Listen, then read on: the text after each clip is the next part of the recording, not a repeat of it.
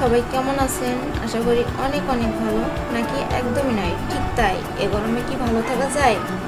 গরমে ভালো থাকবেন কিভাবে? আসুন জেনে নেওয়া যাক। প্রথমে বলবো ভাজা পোড়া খাবার একদম না খেতে। আর গরমে সুস্থ রাখাটা অনেক জরুরি।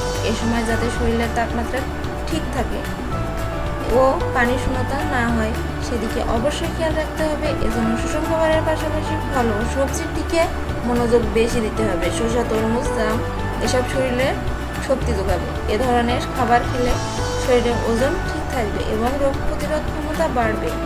তাই গরমে সুস্থ থাকার জন্য আমাদের কিছু পরামর্শ রয়েছে, যেমন ভাজা পোড়া খাবার খাওয়া কমিয়ে দিন, কার্বনেটযুক্ত কোমল পানীয় ও অ্যালকোহলযুক্ত পানীয় এড়িয়ে চলতে হবে।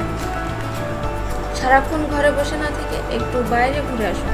ওজন কমানোর জন্য পাশাপাশি সুস্থ থাকতে হলে বাইক চালাতেও পারেন। যতটা সম্ভব মানসিক চাপ মুক্ত থাকুন।